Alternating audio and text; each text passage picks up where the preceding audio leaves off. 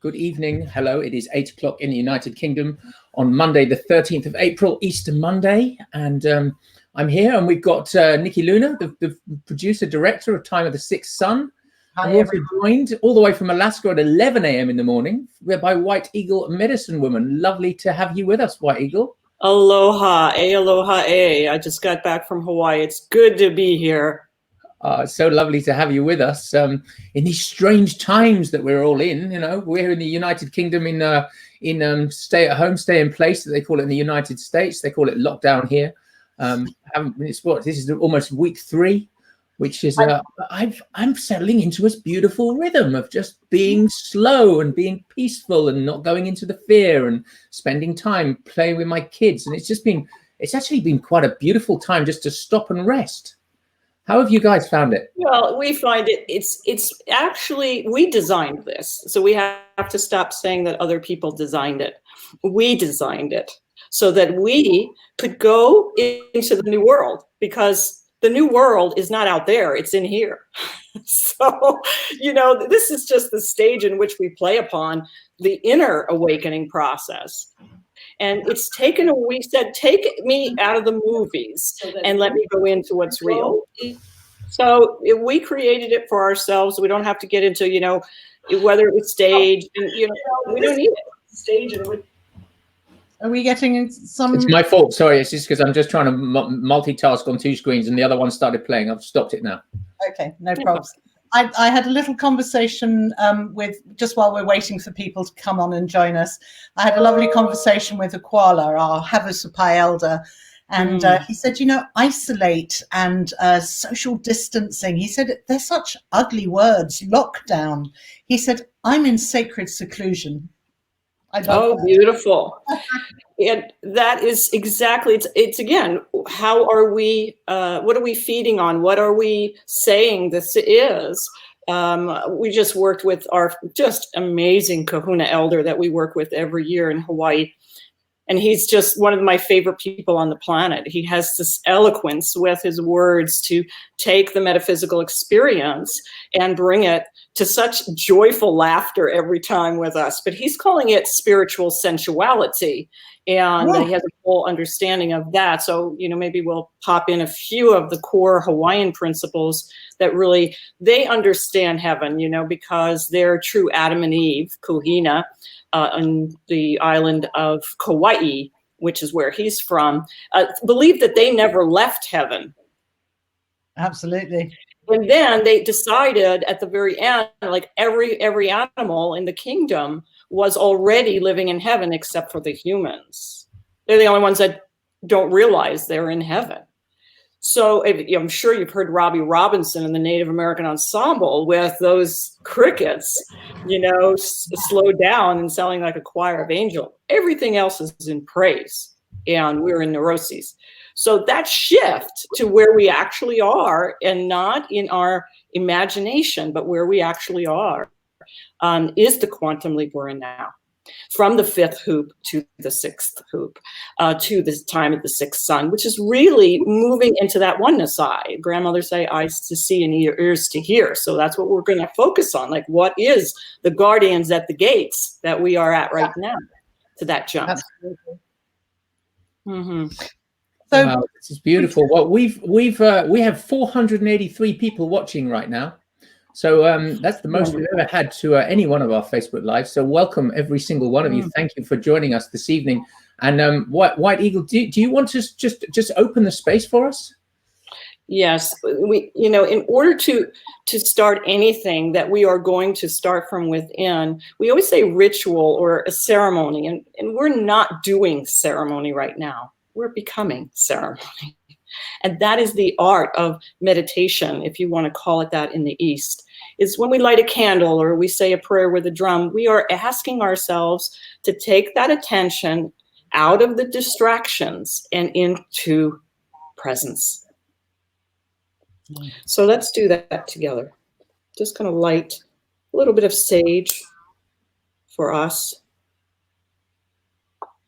And be able to, which is also a really, really wonderful tool as we're doing cleansing and worrying about viruses or anything, is sage.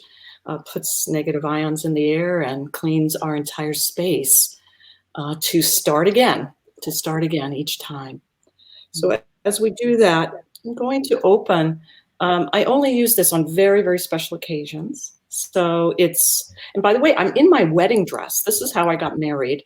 And I felt like this was the appropriate ceremonial dress for today. And I'll explain that as we unfold. But this candle was part of that. And only in those special occasions. It is the Whirling Rainbow candle. And the prophecies of the Whirling Rainbow, which are well known among the Hopi and the Navajo, of the uniting of nations, all colors of the rainbow coming together for the good of the whole. And as we move out of polarity, of facts and who's right and who's wrong, which is just the amplification of the old world trying to desperately hold on to us. So we light the candle of unity consciousness, but also from this place of there is always reconciliation. There's always a ground of reconciliation to the polarities between right doing and wrongdoing, as that expression goes. In that field of possibility, in that quantum realm, and we enter that now.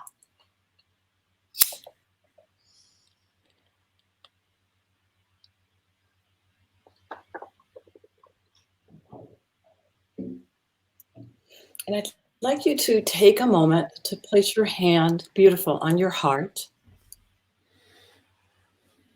And I'm going to teach you the breath of eternal life as we do this prayer. For many, many years, the grandmothers said it's the breath work. And now we know that we need the breath work more than ever because the issue of COVID is the lungs. And that's where we hold grief or joy. And joy, one moment of joy, shatters the congestion of the lungs. And breath work is the only way for us to free the lungs.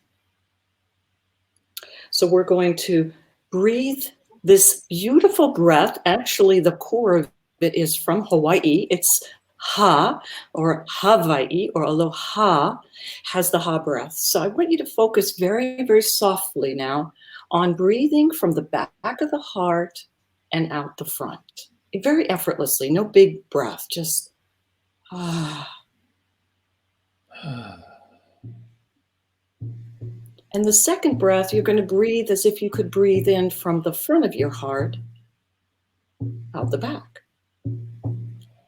And maybe you can't do it, but you can imagine it. Next breath, take a breath in from the left side of your heart and out the right side of your heart. Next, breathe in from the right side of your heart and out the left. Next, breathe as if you could breathe from the center of the earth all the way up and out the top of your head, right through the center of the heart. And your final breath, breathe from the top of the great central sun, your source, down through the center of the heart and out the feet. And while I'm saying this prayer, you can repeat that sequence. Back to front, front to back, left to right, right to left, bottom to top, and top to bottom. You might want to close your eyes and just really bring your full presence to the heart.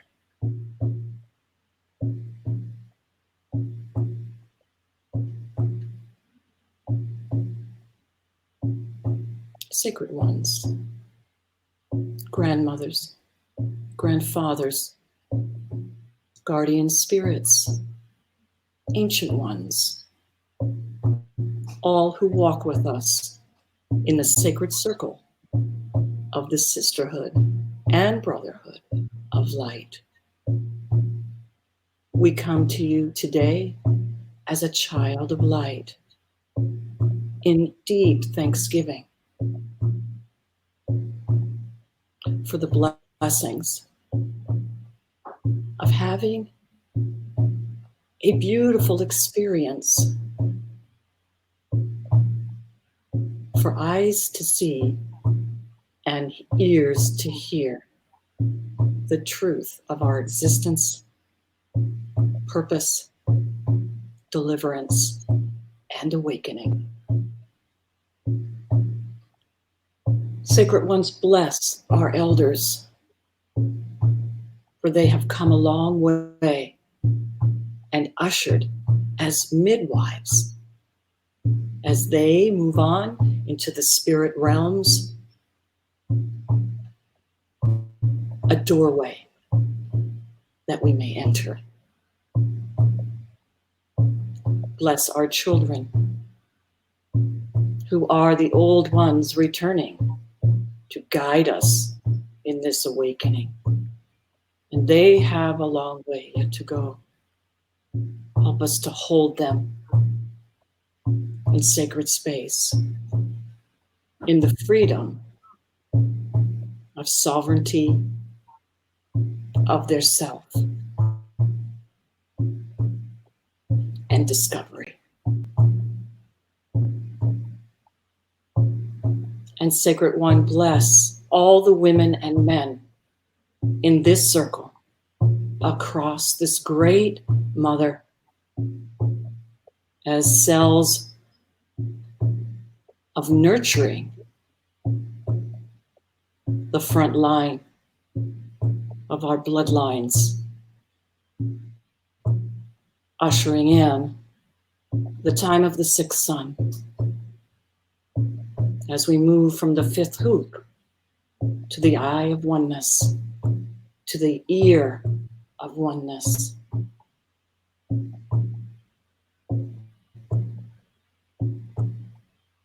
Help us to hold sacred each and every one, no matter where they stand, no matter if they're suffering, angry, blissful, asleep, sick,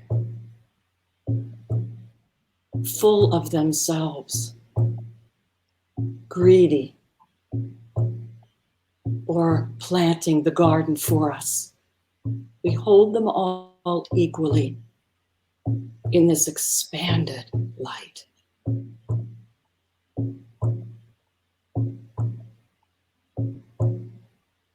Istana kotaiche, tana awa ai, dastana kotai, ioma, ioma, kuana.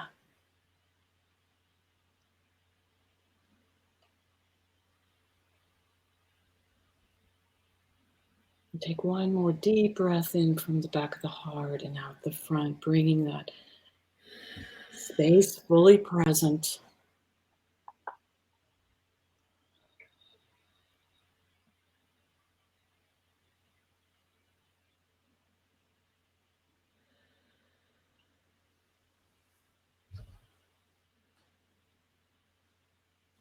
In the sanctuary,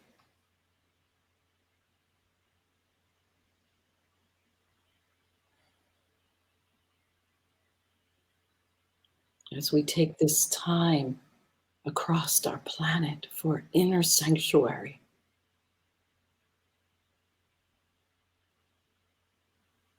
dreaming the new dream, aligning to our own purpose. We use a different meaning as we enter this time. As the grandmothers say, eyes to hear and eyes to see and ears to hear, we hear 4 powerful things. A new definition of the word righteousness, which we're experiencing amongst many people, and to shift that word to its true meaning. The Hawaiians would call this word kinaole, being at the right place, at the right time, doing the right thing, for the right reason, for the right person, the first time.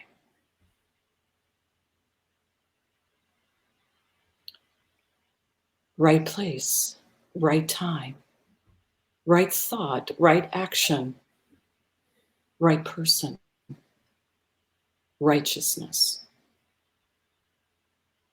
That's the meaning that is so imbued in Hawaiian culture as kina ole. And that is the wonderful gift we have just given ourselves of realignment. Kina ole. And so we take that inner sanctuary, and people say, is it going to go back to the way it was? No. Is it going to return to normal? No. Because you're changing. And you could take your finger, as our kahuna said, and you can point it up to the sun, and then to the moon, and then to the first planet of Mars, and all the exploration that has been part of this generation, the explosion of information and mysteries being solved. And now we're taking that finger and we're pointing it to this universe that is the most challenging, most exciting, and most uncharted wilderness. And I had my own personal experience. I showed you that, when I had my near-death experience early this year. And I'm just welcoming this to such a beautiful opportunity to reset. And it's not, Teo, you said slowing down. It's like, it's the real rhythm of the earth.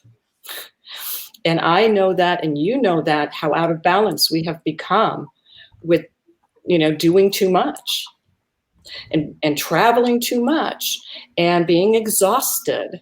And exhaustion really stems from a lack of communion with the divine, because we're searching for it out there and we're exhausting ourselves in the hamster wheel. And so Mother said, please rest and then come into rhythm. So as well as righteousness, as the R's, right timing, right place, right person, right intention, as our guiding force of what's correct. Because I'm hearing so much about, that's fake news. Those are false facts. And everyone's fighting over that now. The difference between facts and truth is the journey from the outer to the inner. And we need to align with that truth within ourselves. And we're going to move into another era, ERA, on the planet. We've had so many cycles, and this has been sort of the pyramid culture of top down. And now we're going to circle culture, which we've been to before, but at a different level. And so in order to do that, we're going to come into that truth. And like we're sitting 400, 500, whatever today, we're clustering into the groups that are resonating in that. And that's all we need to do. The grandmother said, stop fighting what isn't. Resonate with what is. And so I share with you 4 more R words that get us there. But I want to just smile and look at my sister and brother first, because I love them madly. I was so thrilled to be part of this series, Time of the Sixth Sun. Please, if you haven't gotten it, it sets the tone for everything. This was an unbelievable midwifery between you and for my beautiful sister Luna, who we've traveled the journey across the world with Grandmother Drum. We knew we were almost seeding something before its time. And 11 years, in the making. It's a long gestation. And 20 countries and 20, years of traveling the world with this heartbeat going, listen, listen, listen.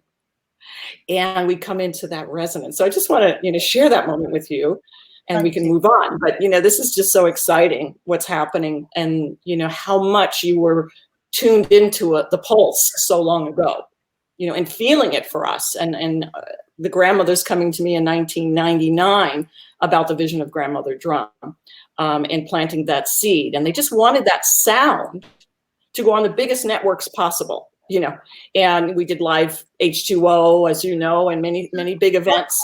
Why don't we start with that, White Eagle? We met in Jerusalem, where you had taken the grandmother whirling rainbow drum. And do you want to explain maybe to the listeners we were etherically opening the Eastern Gate. Do you want to just explain a little bit about that? Oh, that is just so powerful.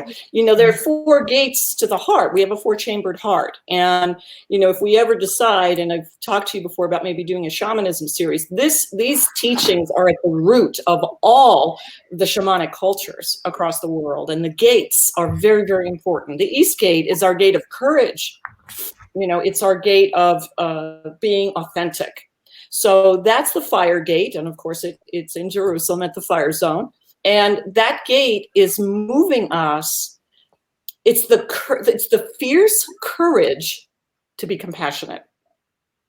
And it seems like that's like an oxymoron to use fierce and courage and compassion all together. But it takes a lot of courage and a lot of fierce strength to not participate in us and them.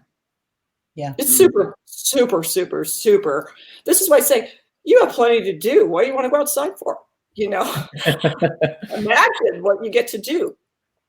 And this was the inception of it energetically. We were standing at the East Gate in Jerusalem, which the Muslims had closed, during the time that it was prophesied that Jesus would come through on a donkey through that gate, the Messiah. Well, they didn't believe he was the Messiah, so they sealed that entrance to the old city with a wall, and then they put a graveyard in front of it, so nobody spiritually or otherwise was going to penetrate that. So we met on the Mount of Olives that day. It was said that he would come through the Eastern Gate with the Shekinah, the return of the divine feminine. Exactly. And we stood on the mountain. You can see that as a mythos. If you believe in it literally, that's perfectly fine. It's also a mythos about the opening of this chamber of the heart, because without it, you can't enter the divine feminine. Because that's the unconditional mother love, the divine love that loves everyone, no matter what they've done, no matter what they continue to do.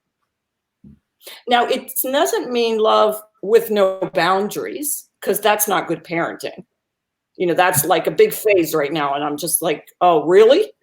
We're going to have kids that have no idea about anybody else in life if they don't have love with boundaries.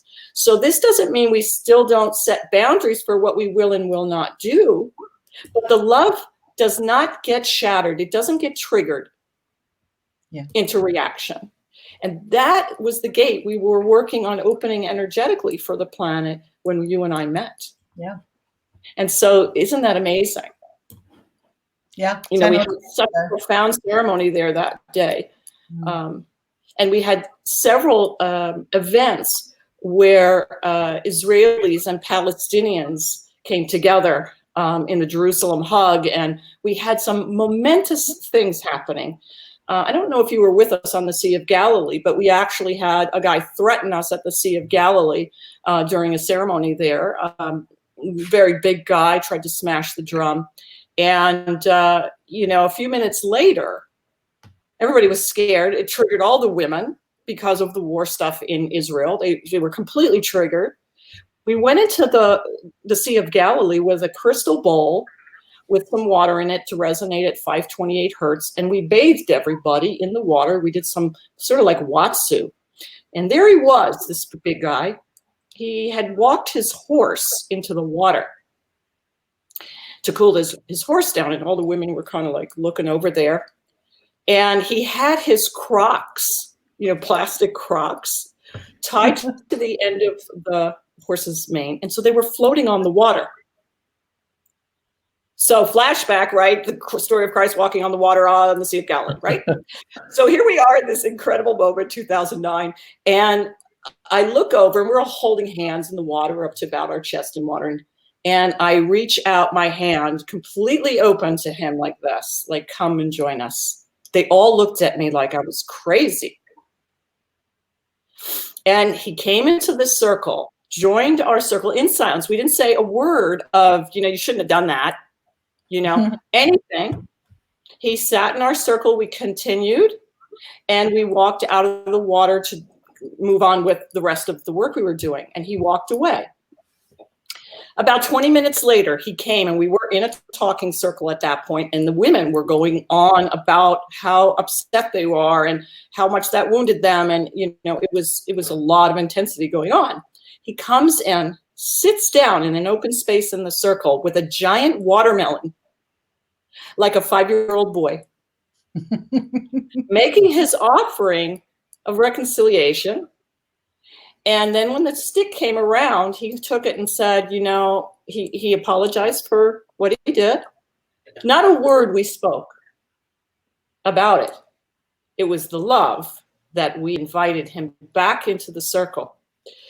It was a moment of transformation for them and for me, because this is stuff that my elders have modeled to me countless times. I know you've seen it too, Nikki, where they just blow your doors off and you're like, and so we work beyond the physical law when we open that gate of the heart. We move from physical law, you did this and you did that, and you paid for this and I paid for that, and that's my money and all of that, to spiritual law, which supersedes physical law and creates a new law in the physical, a new reality. And that's exactly where we are now. Exactly. Yeah. I say it's a great metaphor for what's happening now.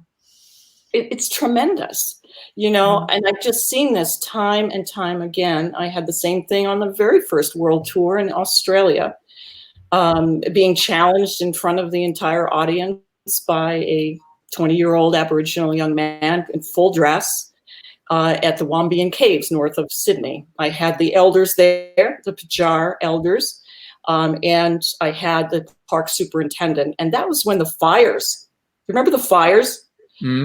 Back then, they weren't letting anybody light fires because the Blue Mountains, which is north of Sydney, were burning. And we got told we were going to do this ceremony in a cave there. And I had my manager research that, and we got permission. We did all the right things, and we get there. And this young man comes out from the woods. And we're like in a park, we're not like out on tribal land, even though it's all tribal land, as we know. And he says, what are you doing bringing a sacred object from somewhere else to our land without permission? And the whole audience was so ready. I was in my full dress, very virgin, very inexperienced. I didn't know what the heck I was doing when I got channeled this to be done. I felt like I said to them over and over again, there are so many better people for this job. I did. I said to them, listen, there are like diplomats and people that, are eloquent and, are heads of tribes. And they said, we know. Yeah, we know. We're not calling the qualified, but we are qualifying the called. I like that. I love that. And that's been my motto, because, people do challenge me and people do challenge you. Like, what do you think you're doing? And it's like, I got this from Spirit to do. I didn't sign up for it, really, did I? And so I could have never imagined the 22 or so years I've had with my life when I totally surrendered to the grandmothers to use me for this mission.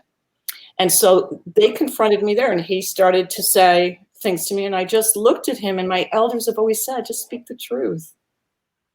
Speak the truth. So I said, listen, I'm brand new to your land and your ways. My elders guided me to come here. I'm just a simple woman with love in her heart. And that broke the ice initially, but it kept going. Well, they won't let us do our ceremonies here anymore. And then I realized I was between the Park Service and the tribe. Like, what am I doing here? Like, I don't know what to do. And my mind didn't, because I was in the mind. I was in my personality. I was in my, this is what I grew up, and this is the family I grew up in, this is what I did, you know. I didn't ask for the grandparents to come. My own divine blueprint. We call it divine authority. So once that stepped in, I just said the truth, and he confronted the Park Service. So I went up to the park superintendent, who was this very big guy, had his arms folded, and he liked me because I had presented him with a gift along with the elders. And I said, listen, you know, I'm an indigenous woman coming to another indigenous land, and I need permission. And they need to welcome me in their traditional way. Is that going to work, you know, today? Because that's why we're all here. And he just said nothing for the longest time. Big pregnant silence. And I thought, okay, here we go. And he said, just this once. And then, as a proud peacock, Damien stood up in front of everyone, lit a fire in a grass area next to a sidewalk, okay? And started calling the spirits in to see if I had permission to go in. Okay. They took gum leaves like we do sage, and they put it over the fire, and everybody had to walk across the fire to be purified. And then he talked to the spirits. And at this point, the elders looked at him, and they were embarrassed that he had done this initially with the park, because they had a good relationship with the park. But when I confronted them and said, is this what you would like to see? They kind of sheepishly said yes. And it was this young one that was bold enough to challenge me and the park. So I said, sure, okay, teach us. Please teach us how we should be here. And then he gave a wonderful teaching, which comes right back to the East Gate teaching. He said, the fire to our people is our justice. Wow. Don't forget that. The fire to our people is our justice. Remember that. Now, think of Christ with the flame around his heart, right? Think of Mary with the flame around her heart. The awakened heart, that was the justice flame. So he was basically saying that you came into justice with me, and so the fire is now just. He gave us permission to go in. Everybody was so excited. You know, we thought it was over. And Damien was in the front with his didge like the Pied Piper. And we were carrying Grandmother Drum. Here she is, you know, 7 feet in diameter, over our heads into the entrance of what was called, Nikki, Dale, Victoria's Arch. It looked like a giant yoni. Okay. Just massive. That's a public cave system. We get to the edge of the cave, and I'm walking with the elders in the very back. And the 2 elders stop dead at the entrance. And the auntie says, I'm not going in there. We can't go in there. And I said, Auntie, did we not do something correct? You know, is there something we still need to do? She said, no, I'm not going in there. And I said, how come? They massacred our babies and they put them in there. I cannot go in that cave. Wow. I was blown out of yeah. And people are talking, the drum's going in there, and nobody knows because they're not hearing any of this. And the day before, I was presented with a medicine gift in a parade down the main streets of town with police escorts and all the elders. That's how I was welcomed to country. And I thought, oh my God, help me to be the person my dog thinks I am. I was like, what? And so at that moment, I had the baby in my arms. And I'll show you her because she's very, very poignant to this story. And that's why she always sits on the center of Grandmother Drum. This is her. Okay, do you see her? Mm-hmm. And she is given to me the day before this during the parade, which put chills up and down my spine, and I didn't know why. This represents all of the stolen generation of Aboriginal people. And they covered it with all the feathers of the birds of Australia. So this is what we call the Children's Fire Law. And she's now covered in all the flags of Australian Aboriginal tribes. So I had this in my arms as we were entering the cave when Auntie said she wasn't going in. Mm. I looked down at the baby and I looked at her and I said, that must be why we're here, Auntie. We must be here to go free those souls. And this is when you trust spirit. And the magic is so beyond your wildest imagination, because I had no idea what I was going to do when I got in that cave. Like, no idea at all. I just showed up every moment and let it unfold before me. And I tell that story because I live that way. And guess what? You get to live that way because you're taken away from planning, future projection, security, and live like every other animal on the planet who the birds wake up singing and they don't know where their next meal comes from. Everybody else is in praise but you. So let's join the party. Very present with being kept. And We've got something like 25 minutes left, and there are so many people who are going to be asking questions, and I haven't even started asking you questions. Well, hold her here. Let me ask a few and keep them brief, obviously, because of time. We might have to go over a little bit.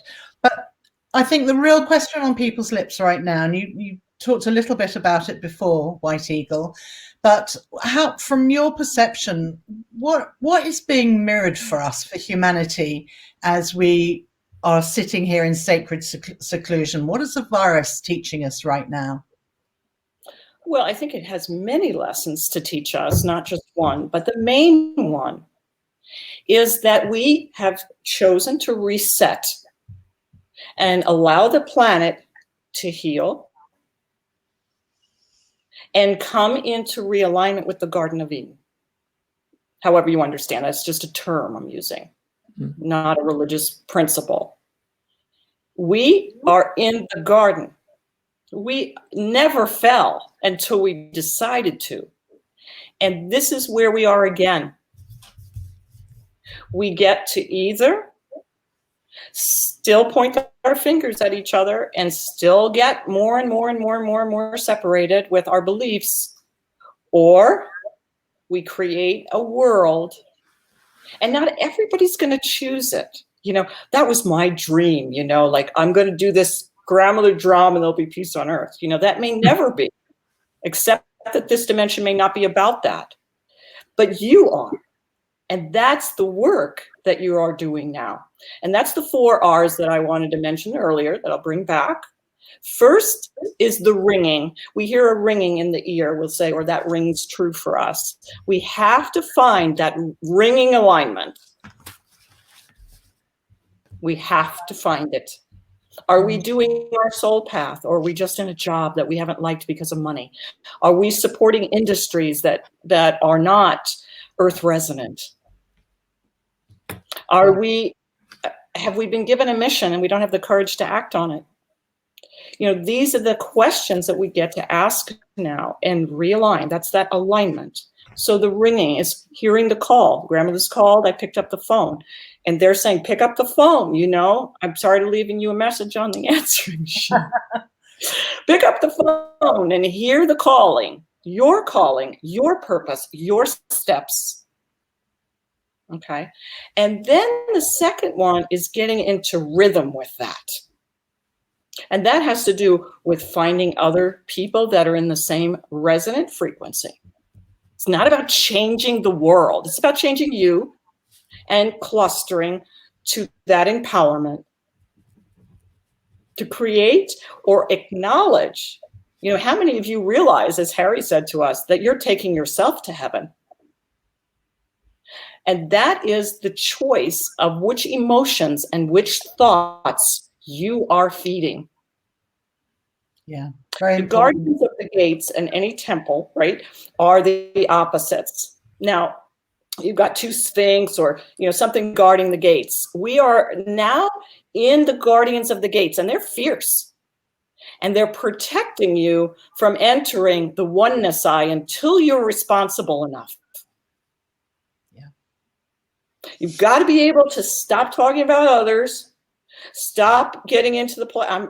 I'm so guilty of it myself. You know, the us and them, the Trump, the this, the like, oh wow, you know, here we go, and martial law, and oh my God, and you know, we participate in that instead of thinking it's spiritually what's happening, not physically, because we're the creators. So we took this because we're getting a lot more power. I mean, whether you agree with 5G or not, that is a lot more power. You know, 240 volts in Australia versus 110 here in the US, different voltage, you know. And when you go off from that resonance, okay, then you fall from grace, and you fall big time right now.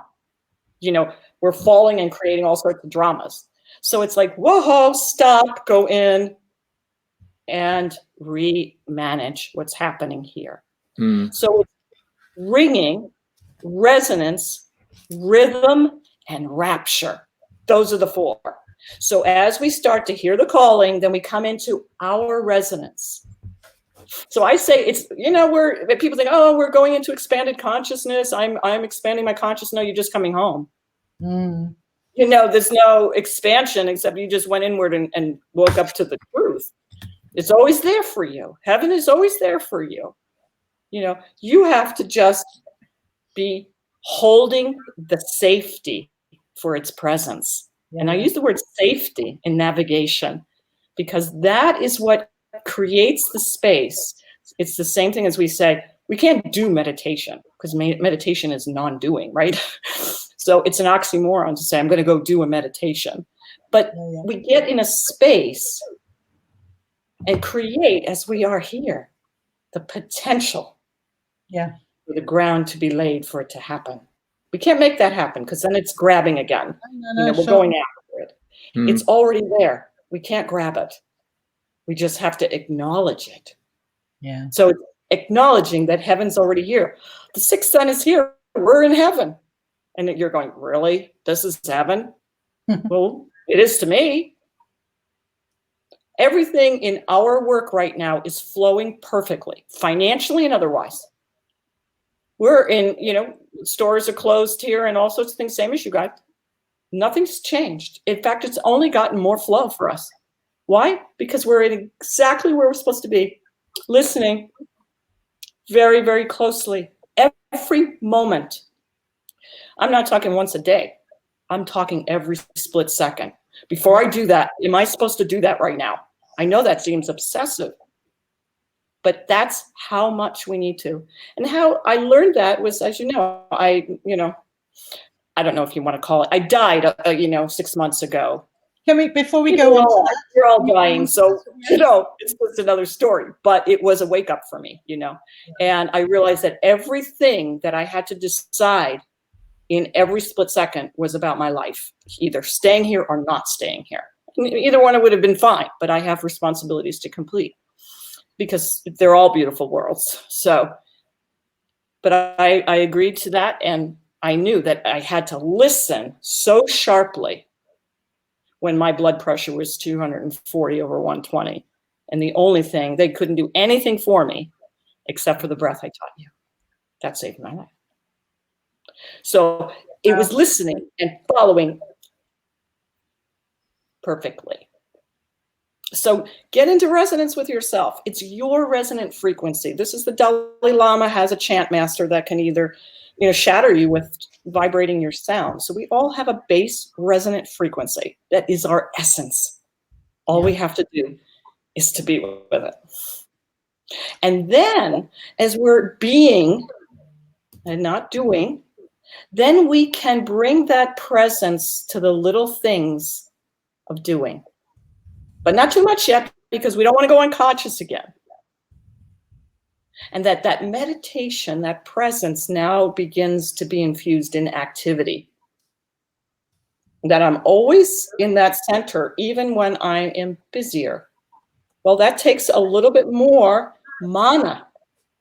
And so we have to exercise the meditation time and the inner time to get that quantum field built. Yes, it's a field. It's an energetic field in our energy body.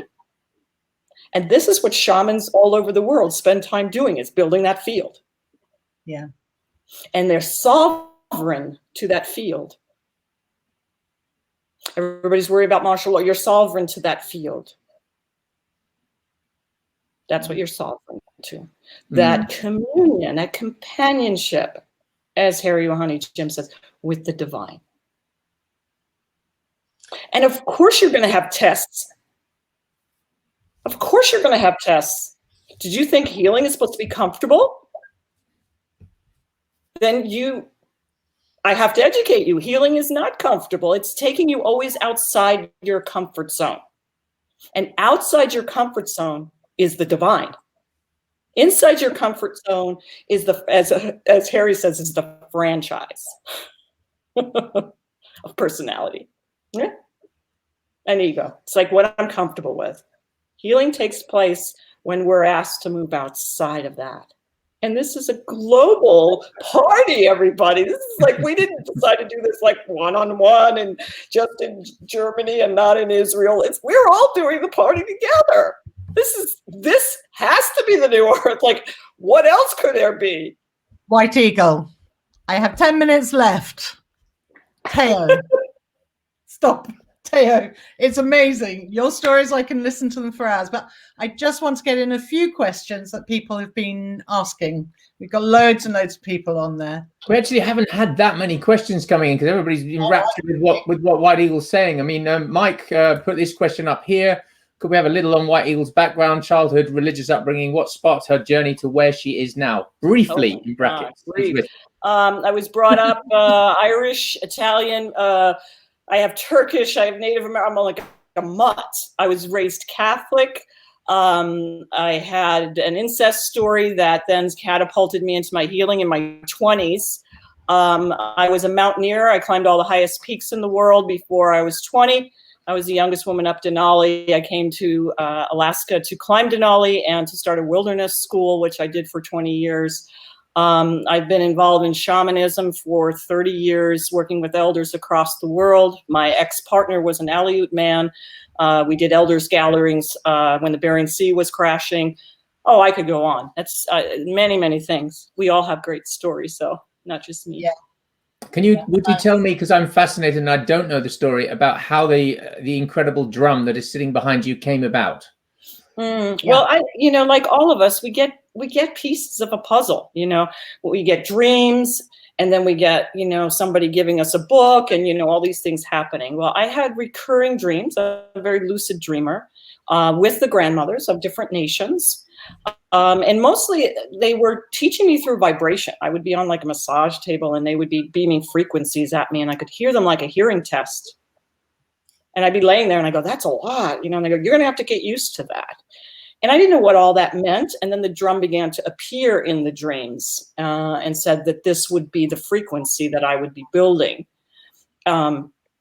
And I was a lover of drums. I've been, into drums since I was a child. I made my first hand drum like when I was 19 or so. But I was, very into, you name it, whether it was Santana's drummer or the Beatles drummer or whoever. But the only one that was drumming that was female at that time was, guess who?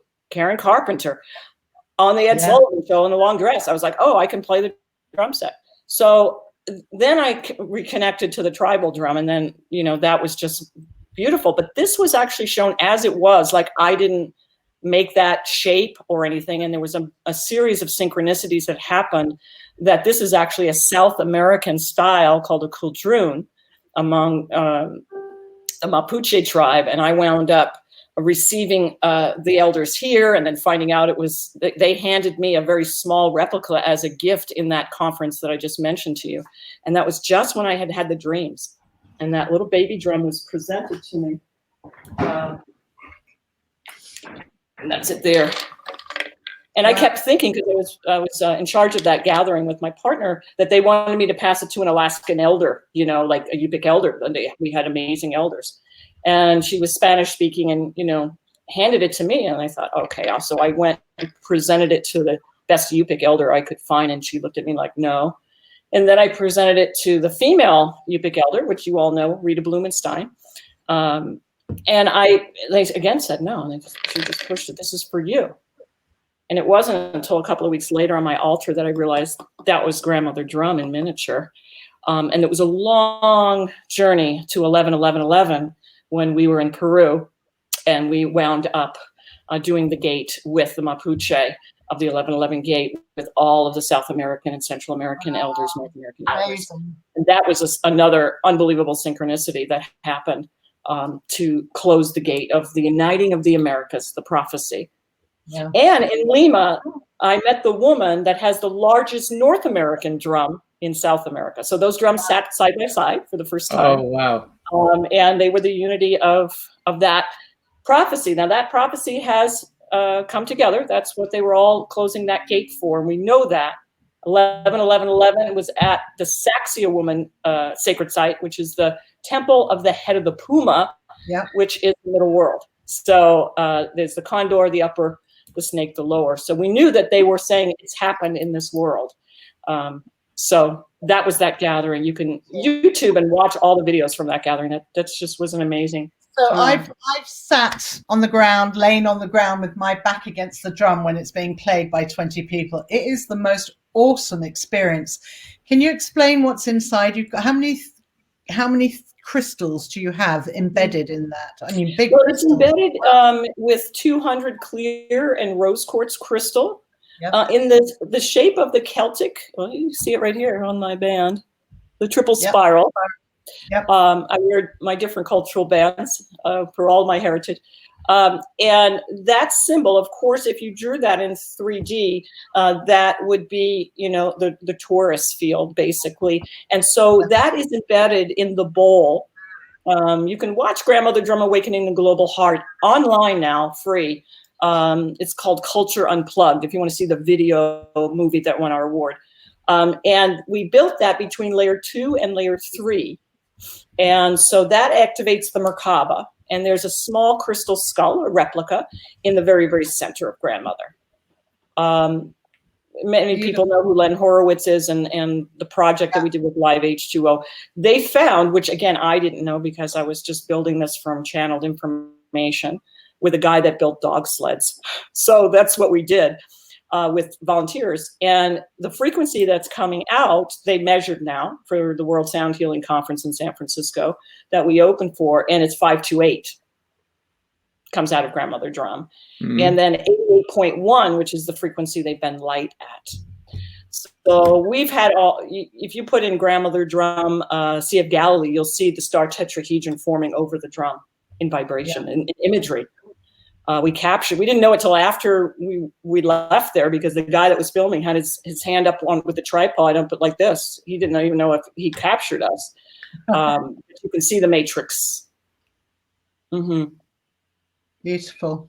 Wow, I'll look these up and I'll add these links. Contact and Richard Dreyfuss in Close Encounters. That's been my touring with Grandmother Drum. What did you say, Taya?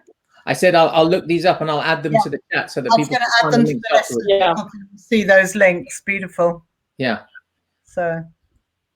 Well, we are going to hear from the grandmothers coming up. I go into full trance when I channel them because they've been wanting to talk to everybody about this directly. So, people can, Facebook me about it. It's going to happen this coming Sunday. Mm-hmm. And they're going to speak more directly to everyone. Beautiful. Yeah. You also, just to give you a heads up, you're doing a channeling on the 18th of April, where you bring in the ancestors and the grandmothers and the grandfathers. Do you want to just tell people about that briefly? Yeah, that's what I was just mentioning. And they have a way with everyone, and they will give direct guidance, especially to the early registrants. Usually it's a 2-hour channeling. It will go live and then it will be recorded afterwards for people that can't make the live call. And the first usually 15 or 20 get a question answered directly by them, and they are profound in the way that they teach. It's, who I work for, basically. It's my board of directors, as I call them, for the Whirling Rainbow. Beautiful. And they also channeled this new method that I think I've been mentioning to you, the crystal skull method, which is an activation of the beams of light in the pineal gland, and then making sure the number one thing is that the pineal and the heart are fully connected. And then we activate the whole luminous. So this is a new method. It kind of takes a quantum leap as a hands-on energetic method, and we're having amazing results. We have 300 case studies already showing 50% to 56% in every area of life has improved after one session of it. So we're training, certifying people in that now. So people can, just go to our website and click under the shamanic healing training. And everybody's asking me that next fall, because that's the earliest I could do it, I would do a shamanism series to help people who want to really use the teachings and the practices, because every single thing I'm telling you about has breath work, has initiatory work. We were talking about that and maybe bringing that onto this channel as well. Beautiful. Exactly. Yeah. There is a very specific breath work for the releasing of the lungs. And that's, comes from the Kira shamans of the Andes and the Hawaiians. So we can, really pull in this knowledge that's there for us. And the grandmothers just keep giving us like the synthesis of all of it, you know, and that's why I love them. They're just, kind of bringing the best of all of it to give us the preparation steps. And again, just preparing the soil for our blossoming that's happening now. So Shabnam here is asking, how do we access the live channelings? Would they go to your website for that, to access yes, that? There is a link in our website for my sessions. And if you open that up, it says group channeling, and just click on that link. And that's the next one coming, and that's the 18th. And then you can sign up there, and then you'll get the call-in details and things like that. Mm-hmm. Is that on the Whirling Rainbow? That will be recorded for those people. We haven't really thought about whether we're going to make that live afterwards for anybody else yet. We haven't decided that yet, but yeah. So Teo, you're going to put that up there, the White Eagle's website. I'm going to find it. Yeah, I'm just looking for it right now. Yeah, just look under healing sessions on our website, and then open that landing page. Do you want to say what your website is, White Eagle? www.whirlingrainbow.com. And we have probably 17 or 20 Facebook pages, so you'll find me somewhere. Yes, it's a very, very comprehensive, fascinating site. Lots of information. Yeah, all our history. You can see all the videos on our YouTube channel from tours, and I want to say hello to those people, because all of our tour operators and people that hosted this medicine work all through Europe, Denmark, Germany, Austria, just so many places, Israel, Egypt, Central and South America, all over the United States and Canada, all my family, my aloha to you, and all my new family. We're all family. This is the issue that we have to, and the one line that came through from the grandmothers on the last channeling, it's saying someone had to discipline the children. Wow. That was their line. I love that. White Eagle, we've had a few people have said they understood the ringing, they understood resonance, they understood rhythm, but could you go into a little bit more detail about rapture, please? Rapture is when we have already done all of that. Then the natural thing is we merge with the divine.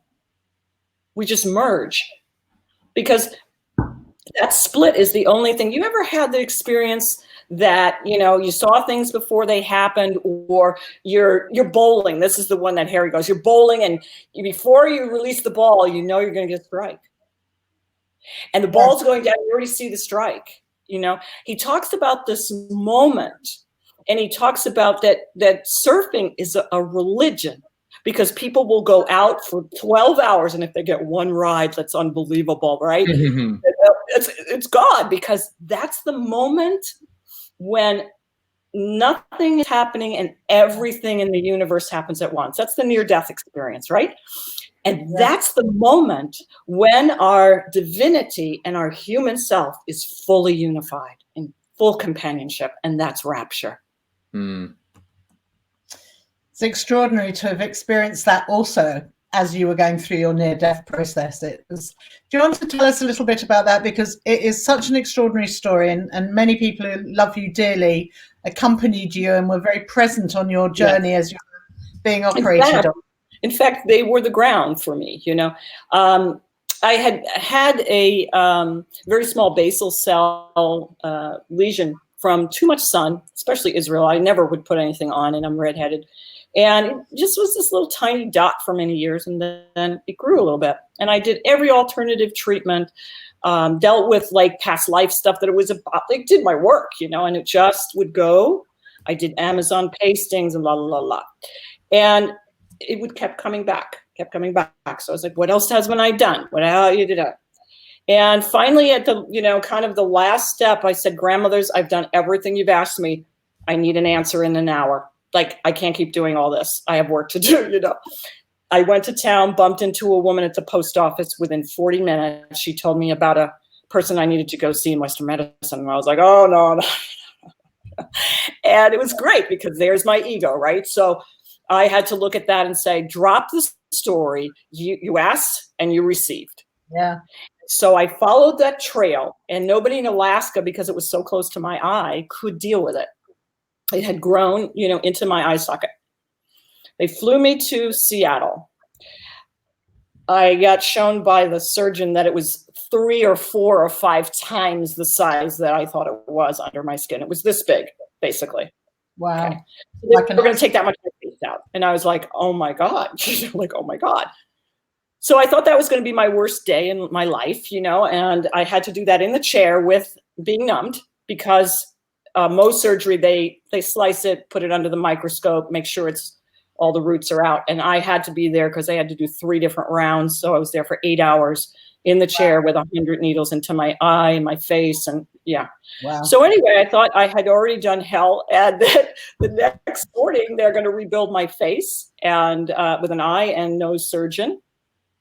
I come out of that surgery, open my eyes in 240 blood pressure, projectile vomiting, and my brain clicking like a camera and everything moving like, you know, like this. And they had no idea, you know, what was going on. They gave me nitroglycerin, you know, like candy. And, you know, I was just, and Michaela looked at me, my wife looked at me and said, Ishtaba, the breath I just taught you. Wake up, you know, wake up. And, you know, it was 86% oxygen, sucking oxygen in the drama, right? And they tried everything. It wasn't working. The only thing I could do to get my blood pressure down was Ishtaba. So the really shorter version of this story is I wound up having a super rare tumor on my adrenal gland that was the same size as my left eye. And that was why it wouldn't heal. They're actually on the same meridian. Wow. And I had toured the world and extremely taxed my adrenal glands, like to the max. But it's super rare, 2 in 1 million. Everybody else, when I had other situations where my heart was doing that, I took myself into doctors and nobody knew why. So I was very frightened to go under, because the last time I had a similar experience and nobody knew. And I ended in a perfect storm, because this hospital was the hospital for 5 states of the West Coast for this exact rare thing. Wow. But what is the most important part of this? And by the way, this is a new face. My nose is incredible. My nose is from my forehead, and my eye socket and my eyelid is, that's why it doesn't open all the way yet. It's still in the works. It's only been like 4 months, 5 months now. And they can't believe it because there's no scars. And you know, they're like, okay. Because they said to me, we do a perfect job. They were these gorgeous Indian men. I was like, oh my God. And they were just incredible. But, you know, most people, you know, they have a little thing and then they get it done immediately. Well, mine was under the skin and not noticeable. So they said to me, we don't know how we're going to do your face. Like, we can't promise it's going to be perfect because it's a lot. And it's just, you know, this was sliced all the way across and lifted like that. So that scar there is actually not my wrinkle mark. It's the actual scar, but they just tuck it in there. Like, it's amazing.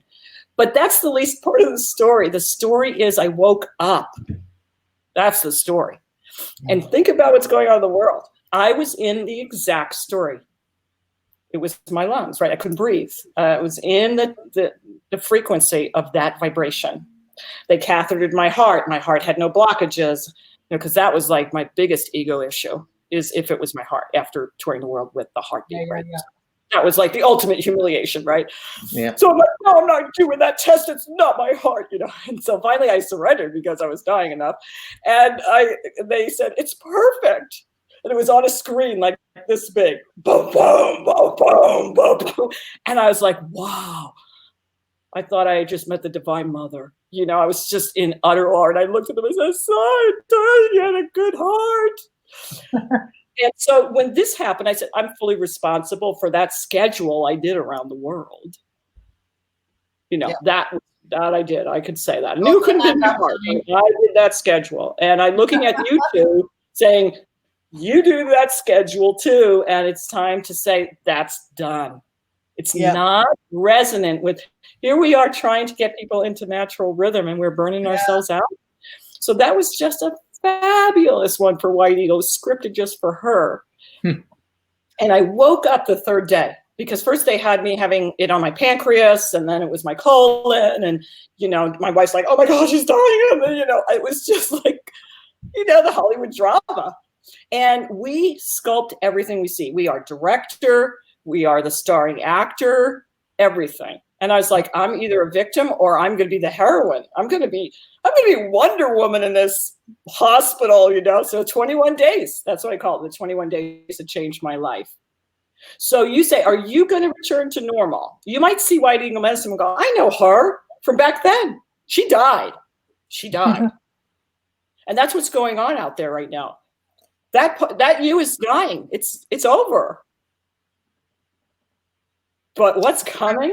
There are a lot of people that are much more fabulous that you can possibly. It's so juicy. It's what you always wanted. So don't turn your head away and run out the door. You had an amazing list, and if I were to run through them, and I don't know if you want to share this with people, maybe put it up as something as a takeaway, but there were 20 things that you learned from your near-death experience, and I'm just going to read from this screen.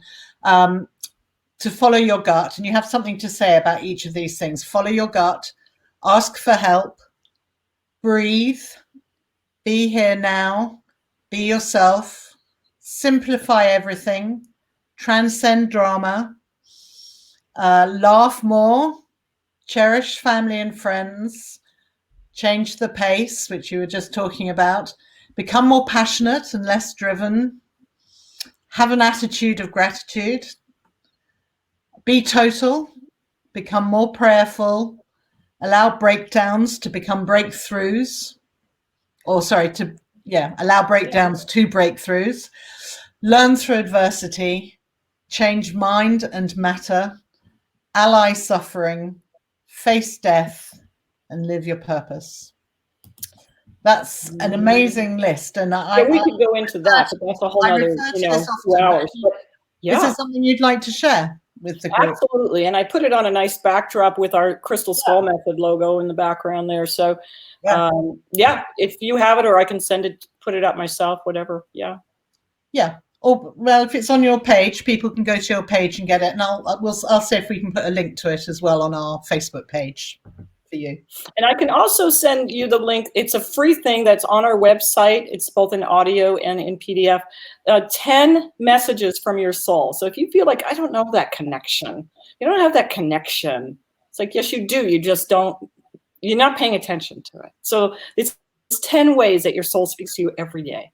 And I made it go out to the world. And so they can ask me, I'll send you the link and they can sign up to grab it. And it just helps you to kind of pay more attention, because it's not about anything new. It's about paying attention and what we're paying attention to. It's so simple. And that's what I love about your list. They're so simple. I use it as a daily Bible. I love it. Theo, you've been really quiet throughout this. I've loved just listening, and you've got to remember, while you two are talking, I'm looking at all the technical stuff and seeing the comments coming in and watching it on 3 different screens. So it's been quite nice for me that I could just be more of a spectator this evening than a participant. But you're getting so many lovely messages coming through from people to say, thank you, and wow, this is awesome, and thank you with gratitude. I'm completely inspired. We're live in our Facebook group where there's now currently 46, well, were 46 people watching. We're live on the Facebook page as well, which has got 428. But at peak, we were almost 700 people watching across the 2 pages. So that's fantastic. That's your beautiful work, and I want to make comment to you because, you know, the birthing of this, which we're going to maybe talk about on another live, is the birthing of the divine feminine. Is the man that supports. He's there holding the hearth for us, and this is the humility of sweetness that I love about you, and how much you've supported Nikki through this process, and made the technical part of this work, because, you know, that's a whole nother level of love and devotion to use the technology to serve this awakening. And that's the highest order we can ask from this, instead of scrolling all the negativity that's on these feeds nowadays, and that you're bringing this freshness to us. So I love you. I hope we're going to get back over to Europe. They've been talking about for the last few years of bringing us back over. And so, you know, who knows what's going to happen. We have some stirring happening in Sweden and in the UK and stuff. So who knows, you know, what the next chapter is for all of us. But we're still going to do it live from the living room. You know, I can play grandmother drum next time for you, you know, or give you the really good quality recording that we won an award for, so you can journey with her yourself, you know. And I would love that. And thank you for those words. I take them on board, and I appreciate it. Really, thank you. And your family, Teo, as well. You know, your family, your wife, your kids. There are so many people who back us up and support us in so many ways. Our lovely Kate, who isn't on here, but I think she's probably in our list. Who has been amazing. I mean, really, our help desk was inundated, and she beautifully, from the heart, dealt with everyone for months and months now. So a big thank you to Kate. Well, and I want to redefine for all of us a word that has a completely different meaning right now. And for all of us that are on our soul path, and we have been in the service mode for a long time, we need to rest a little bit ourselves. We have been pulling the front line of moving global energy, and we need to balance ourselves. And that was my big lesson in balance yourself. You're talking about rhythm with Mother Earth, and you're out of rhythm. So we have to all take accountability in the West for our adrenaline junkie lifestyles, and stop it. And those that have been hiding out for a long time, they need a little juice. Let's go, girls and boys. You're on. You know, we're passing the baton right now. I'm going to say that. I called it something, and I don't want to offend anyone when I say this. I've called it the Me Too movement, but that means me. I count to keep balance along with serving everybody else to awaken and move. I'm awakening, and that awakening has to be true. Otherwise, what I'm holding is not the ground. So it's like everyone has to take accountability. All your great spiritual leaders, you finding some of them, as the transparency of the blue flame is working, are, you know, incesting, you know, young women or whatever. All these people are coming out of the closet that you esteemed. So forget about the gurus out there, or Nikki or Theo or me or anybody, and you're the guru. You know, you've got to do that work, and you will then be able to know what is BS and what is real, because you'll have that resonance going. Yeah. So I call it the Me Too, that I have to take care of me. That's my version of Me Too. It's much more positive, although I'm totally supportive of coming out, you know, absolutely on every level, and healing stuff that's been, but now the frequency's there for us to do that. It's there's so much light. That's the only reason you can deal with the dark. You don't grope around for the door handle when the light's on, you know? So once the light's, oh, there we are, you know, and then we can deal with that stuff. Can I ask you back to that east gate of the fire? Yeah. Transmute it. Can I ask you, are we okay going over a little bit? Maybe we could do 15 more minutes. Yeah, I'm not backing my schedule anymore. Yeah. So I mean, it's so great having you on, and you know how you opened was just so. I feel so honoured that you've lit that candle for us hear and what it means to you. Thank you. And your beautiful drum in the background. Let's get some questions here. So, will this be available to watch in replay? I'm having that question loads and loads from people that have come in late. Yes is the answer. Every Facebook Live that we do, both in the page and on the group, are always there. You just have to click to the video section and you'll be able to see them there. So that's to answer that question. But so you have to click into the video section. Okay, just so I remember. Has specific questions for White Eagle. If you want to type them into the comments now, then we will we'll be able to address some of those questions. You're getting so much love in here, so many loves and likes, and thank you. And Stephanie wants to know where she can get a candle like yours. Love-in. We're in the love-in. Do you remember that? Yeah. From long ago. We're dating ourselves now. Stephanie says, where can I get a candle like that?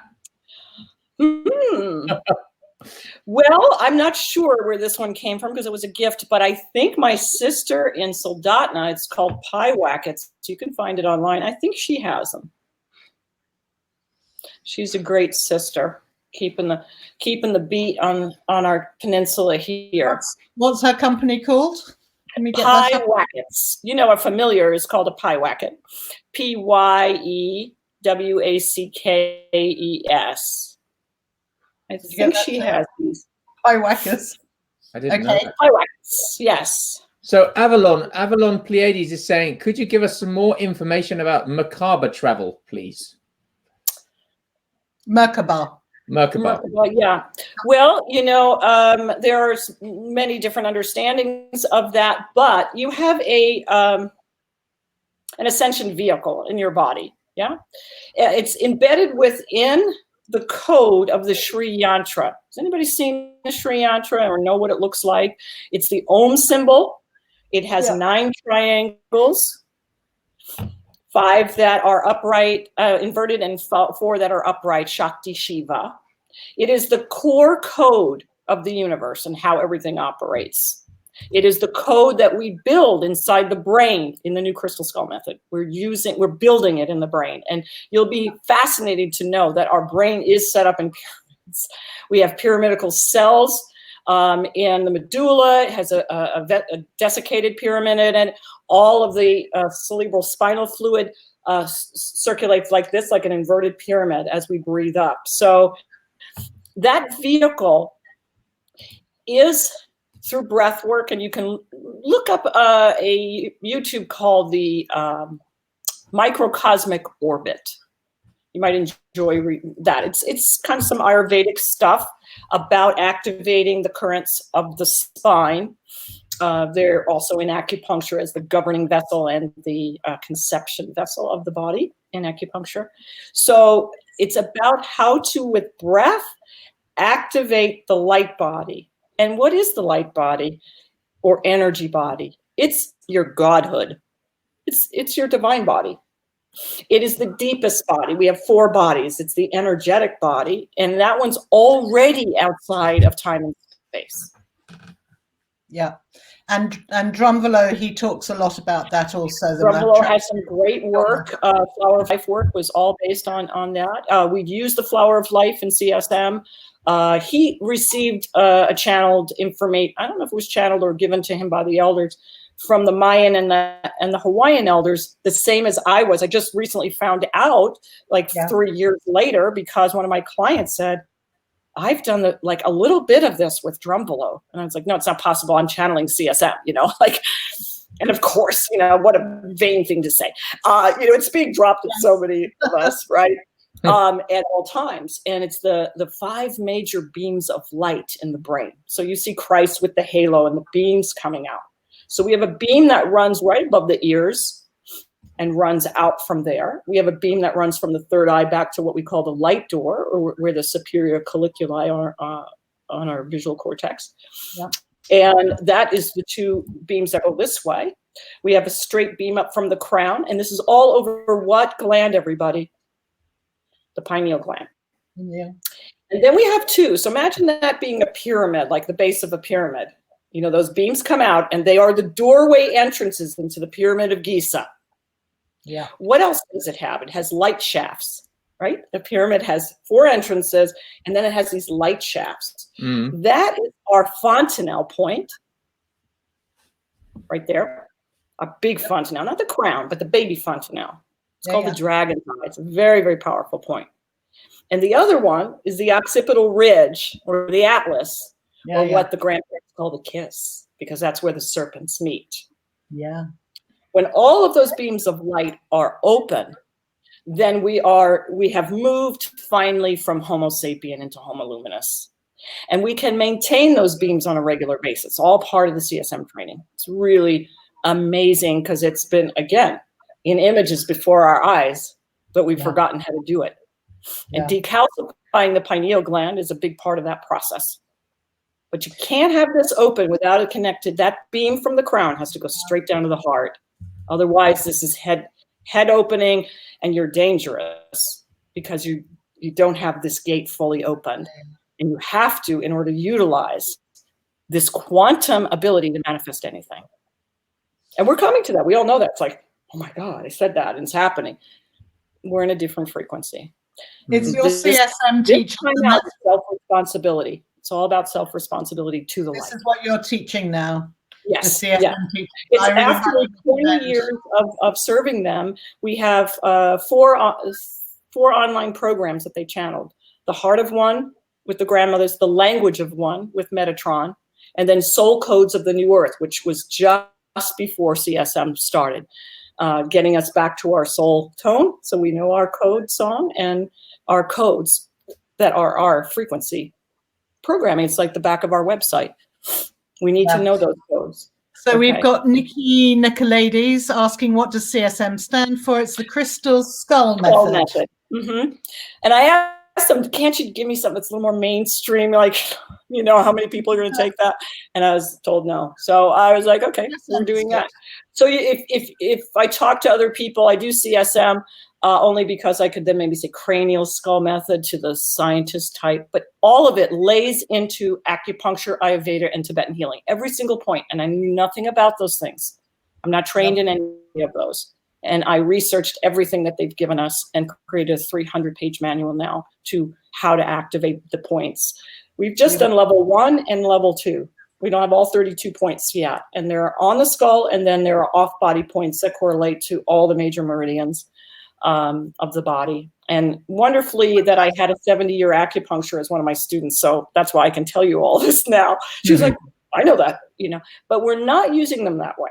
So that, you know, yes, we touch that point and it does have a connection to that meridian, but we're working mostly in the brain stem, the pituitary, pineal, thalamus, and hypothalamus primarily. And we're re-enlightening them, basically. Once the light floods, and this is what's said about enlightenment, when the pineal lights up the crown, it floods forward, and the 1,000 petals open, which are the 1,000 nerve endings that are located there, literally. Yes. And that floods the pituitary gland, which is the master gland. That's the chamber of Isis, as it's known in esoteric teachings. And that releases all the life hormones, all the stem cells, and everything we want for longevity. So we use this method for expanded consciousness, health, and longevity. We got to be around long enough to wake up. You know? So, does that help with reconnecting neural pathways, White Eagle? That's what it is. We have unbelievable results with tinnitus, brain injuries, addiction, OCD, mental illnesses of every kind, chronic pain, and acute pain. Phenomenal results. Like I said, we have people's own statistics, not our own. We just ask them to fill out. People can go to the website and look for that from your site. That's under the shamanic training link. So we have 4 different training schools. That's our newest one, and the one I'm deeply diving into personally right now. Great. It has been so beautiful talking to you, White Eagle. Oh my God, amazing information. And I love that you're taking things and making them your own. It's time to move forward in these new ways, you know, and create new ways of learning and opening up and expansion, as you said. Yeah, and we have a wonderful foundation of our elders and our shamanic teachings across the world. And now we're asked to take it to the next level from where they had. And you know, I've been told many, many times in the channelings of CSM that this isn't new information. No. So, of course, it's not. You know, it came from the stars, and we're all going back to where we came from, and we're all adepts. We wouldn't be here if we weren't. So you just have to remember. And you're magnificent. That's it. And if somebody says you're full of yourself, then you could say, so who else should I be full of? Myself. Beautiful. Thank you so much for joining us. Yeah. Thank you. Bless you. Thank you for joining us, White Eagle. We've had a lot of people asking, because you've mentioned the breath that you did, and people have obviously joined after you did the breath exercise. So if you go back to watch the replay, about probably 4 minutes in, White Eagle takes us through this beautiful prayer, and then she explains before the prayer about how to do the breath work. So for those people that are wondering, a more extended version, we have a series under our online courses. It's called Take a Breath. That's the series, and there are 8 different ones for the chakras, and the lung breath is in there, which is a really good one for people that are dealing with some flu stuff or whatever, and that's, you know, transforming grief into loss. I mean, grief into joy, because, you know, that's all we're doing. That's all we're here. That's all the game here on Earth is changing negative to positive. That's all there is to it. You know, like, we'll do that. But the breath. I've written down all these things. I'll put up a link in the top of this post so that people have got access to all of these things easily. And I just would love to remind everybody that the Time of the Sixth Sun movie is now available to rent. We are, you know, last year we did those online launches, which were, you know, 12 days each, 24 days in 2019, but 2.5 months to prep it, and 3 weeks afterwards to deal with it, and then 3 weeks afterwards to not get out of bed.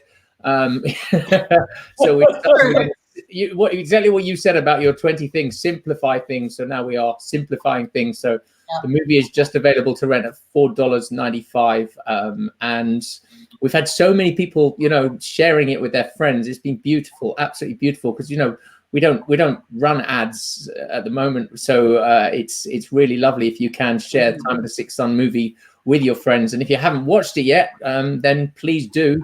It's such a beautiful, beautiful offering. And I'm going to say a commercial, because everyone out there, while you're in this, do not hold your money worrying about the future. You need to start funding projects like this, because this is what you want to create in the world. And $4.95, double it, triple it, do a monthly. Start making a link on you for a monthly donation. That's what we've asked our global community. It's $5. Help us to keep spreading this work. That's it. You know, we're just planting seeds. We're not converting anybody. We're not, no. We are creating a sacred space for your discovery. That's it. It's safety. We're just a safety crew.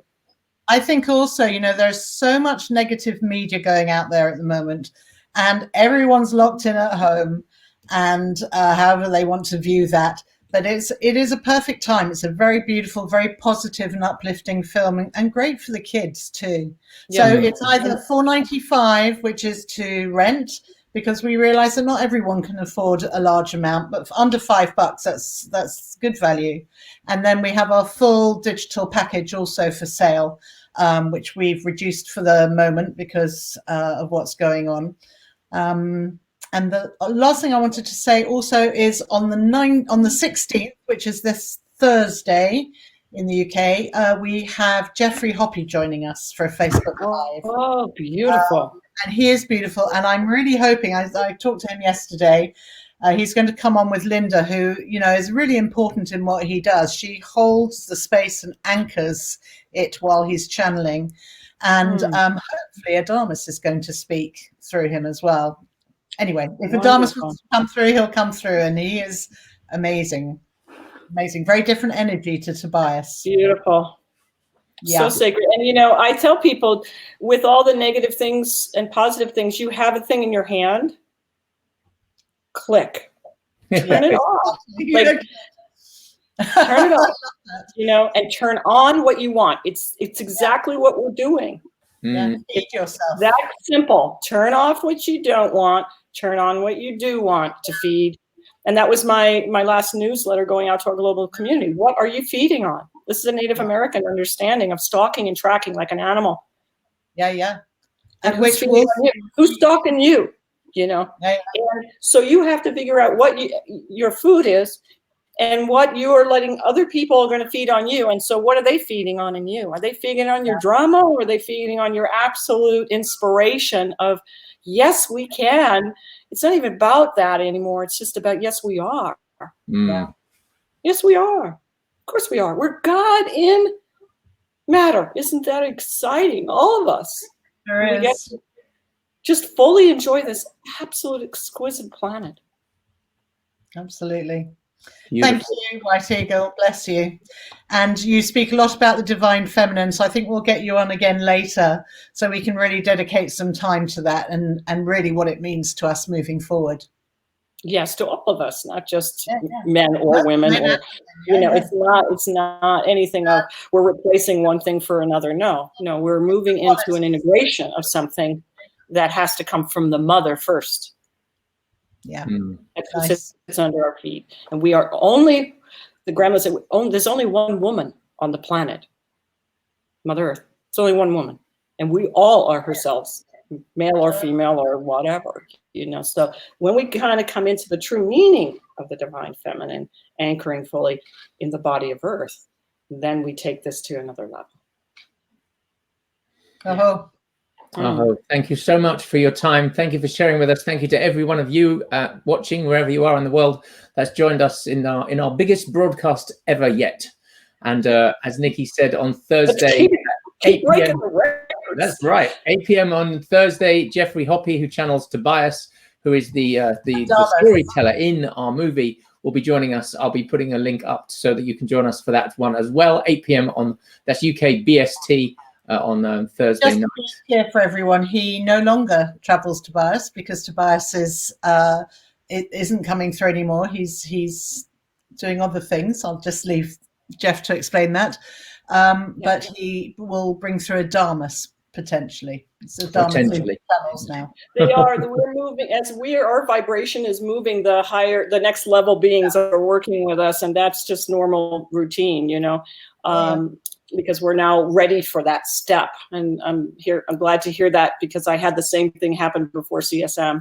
Is a different level stepped in, and I was like, oh, my grandmother's that I'm familiar with, kind of thing. So it's all about that, entering the next vibrational space of our true resonance. Remember, we're not going out, we're just going in. Beautiful. Thank you, Tev. I think the closing word I'd like to give you, everyone, is this very powerful. So don't misuse this, and don't just say it randomly. All right. And I just honor the Hawaiian elders who shared this with us. Is the word kuana. Kuana. Kuana.